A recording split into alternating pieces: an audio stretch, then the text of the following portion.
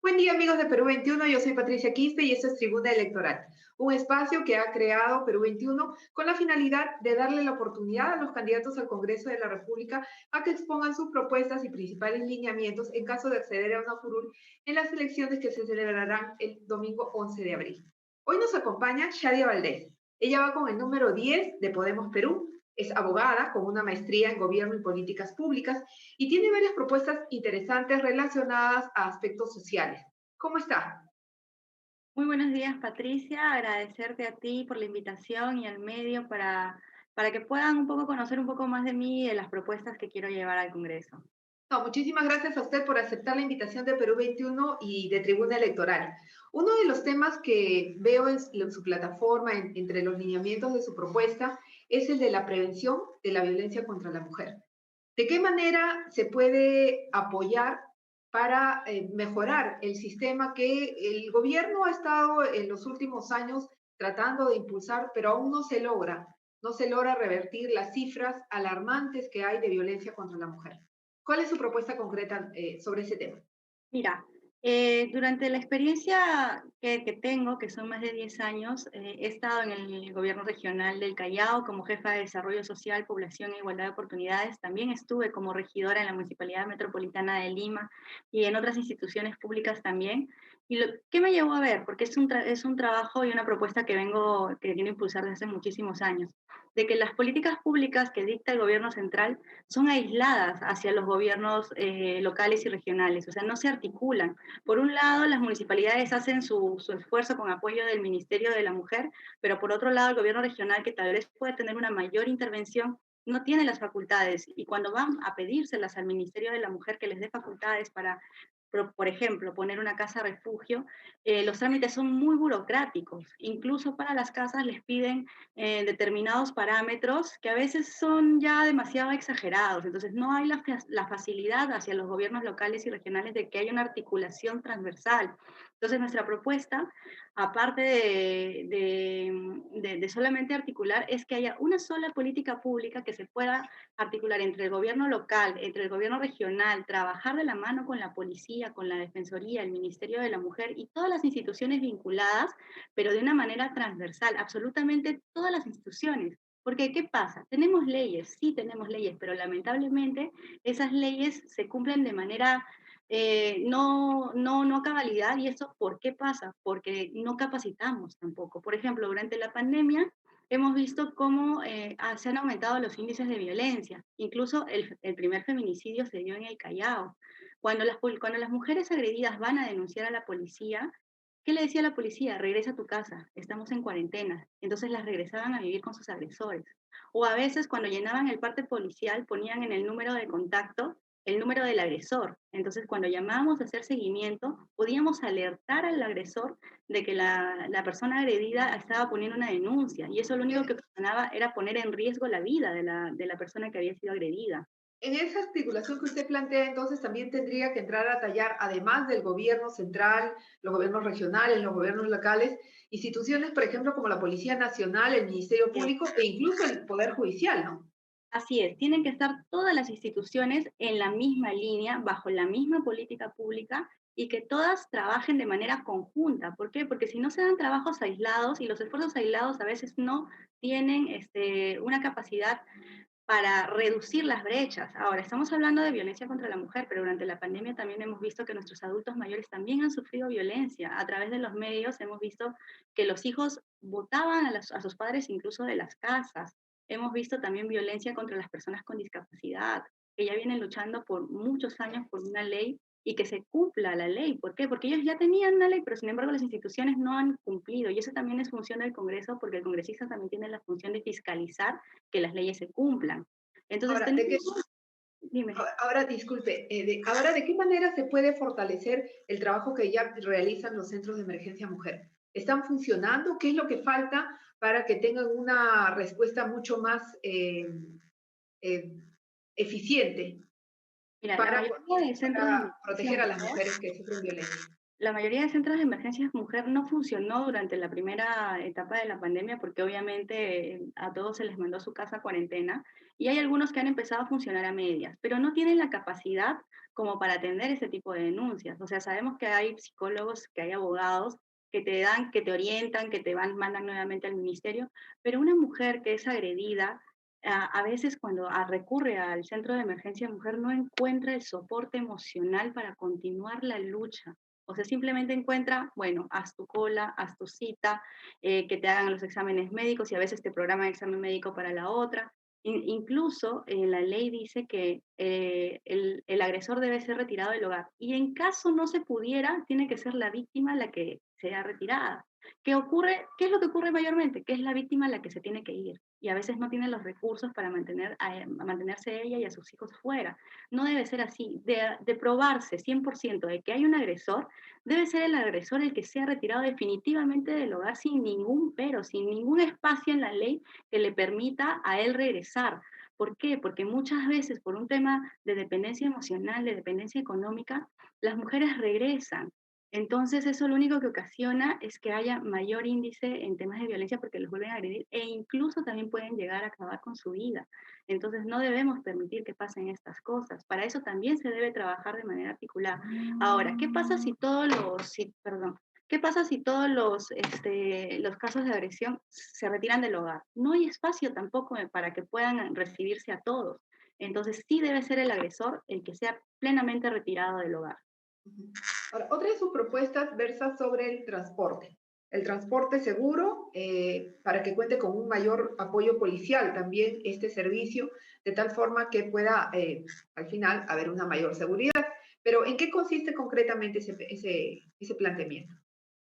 Bueno, hemos visto cómo en algunas instituciones, específicamente en el Congreso, ha funcionado tener una central de requisitorias al momento de ingresar. Entonces, sí podemos aplicar este mismo mecanismo en los paraderos del metropolitano y del tren eléctrico. ¿Por qué? Porque muchas veces cuando tomamos el transporte público, lo hemos visto también en los medios, hay robos en el metropolitano, robos en el tren eléctrico, hay casos de acoso a mujeres en el metropolitano, hay casos de violencia también. Sí, y cuando capturan a estas personas, resulta que tienen antecedentes. Ya hemos visto a veces los titulares, joven con antecedentes de robo, fue atrapado en el metropolitano para intentar robarse una billetera. Entonces, si pusiéramos estas centrales de requisitorias en los paraderos, también tendríamos un trabajo en conjunto con la policía para ayudar a que estas personas sean capturadas antes de. Solo funcionarían, de acuerdo a su propuesta, en estaciones del metropolitano, del tren eléctrico, también en los paraderos de autobuses formales, los interprovinciales, por ejemplo. Lo ideal sería que funcionara en todos los lugares donde sea posible, pero para empezar, lo más inmediato que estaba dentro de nuestras propuestas era empezar en los paraderos del metropolitano y del tren eléctrico, porque ahora la tecnología ha avanzado muchísimo. Hay muchos candidatos que me han dicho, oye, pero eso no se puede porque no hay tal cosa o no tenemos lo suficiente personal o no tenemos. Hay muchas cosas que ya han virado al tema tecnológico, entonces no se requiere mucho personal y tampoco se requiere mucho presupuesto. O sea, es algo que ya está incluido, pero que no se cumple por una falta de voluntad. Hay muchas cosas que no se cumplen por falta de voluntad política. Entonces, nosotros desde Podemos Perú queremos impulsar estos proyectos. A Podemos Perú le gustan los retos.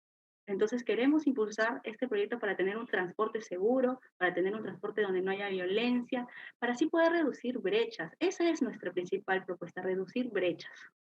El tema de los servicios básicos, luz, agua, ¿cómo lo observan ustedes? ¿Cómo hacer para que haya una cobertura mucho mayor, sobre todo en los sectores populares, donde muchas veces y zonas rurales, donde muchas veces se carece de los servicios básicos que nos pueden garantizar también un mejor nivel de vida?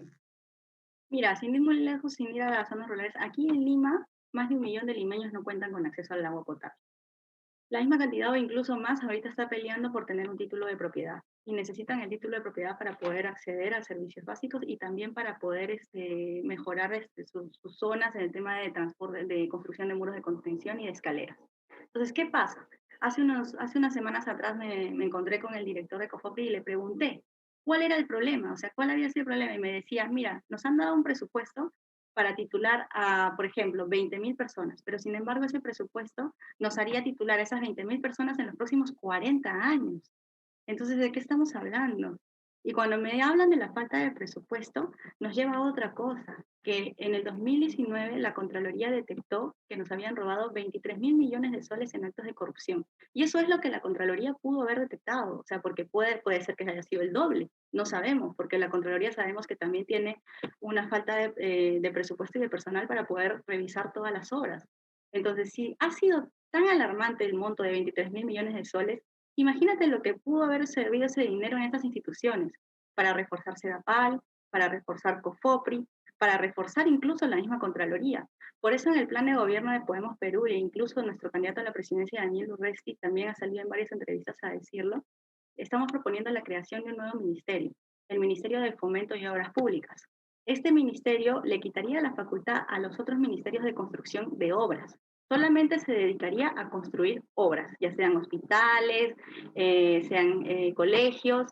Y lo bueno que está dentro de la propuesta es que va a tener un control concurrente por parte de la Contraloría, antes, durante y después de cada obra. ¿Cómo se va a hacer? O sea, un porcentaje del dinero que cada obra tiene que ir a la Contraloría para reforzar a esta institución en la lucha contra la corrupción.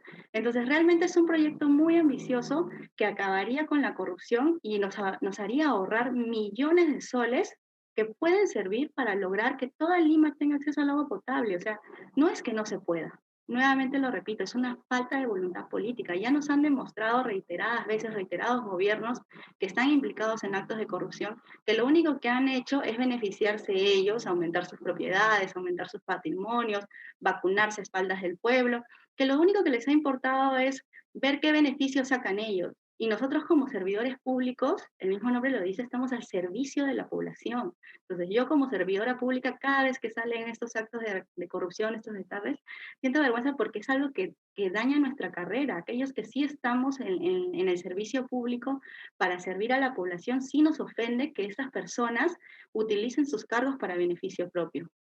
Muchísimas gracias. Ha sido Shadia Valdés, ella postula por Podemos Perú con el número 10 de la región Lima. No sé si quiere agregar algo más para los seguidores de Perú 21. Así es, Patricia, de verdad nuevamente agradecerte. Mi nombre es Shadia Valdés, soy abogada de profesión, cuento con 10 años de experiencia en gestión pública, 10, justo el número que me acompaña al Congreso. He sido regidora, soy jefa de desarrollo social, tengo experiencia, no me han contado, la pobreza la hemos vivido con carne propia, la he trabajado de la mano de los dirigentes, soy hija de dirigentes, soy hija de familia provinciana y lo único que quiero es servir a mi país. Tengo vocación de servicio y quiero poner todos estos años, toda esta experiencia al servicio de mi país, ¿no? No soy como los políticos tradicionales, nunca van a encontrar una puerta cerrada ni la indiferencia que vivieron mis padres por parte de las autoridades. Es algo que llevamos nosotros de querer reivindicar la lucha social, que ha sido manoseada muchas veces por políticos que no cumplen su palabra. Entonces nosotros queremos devolverle la confianza a la población para que la población vuelva a confiar en nosotros. Muchas gracias, Patricia.